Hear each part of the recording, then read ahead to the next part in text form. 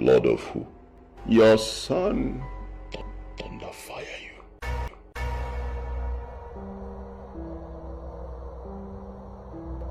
Idiot. Let me get me. One child. What nonsense are you people telling me? The first day I met you, what did you say? You said you would unlock my future, right? So this is it. Huh? You want to unlock my future by wasting my whole lineage, my generation, just wipe out everybody or punish you.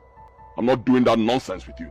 Go and tell your leader I said I am no longer doing. I'm out of it. End of story. Do you know the consequences of what you're saying?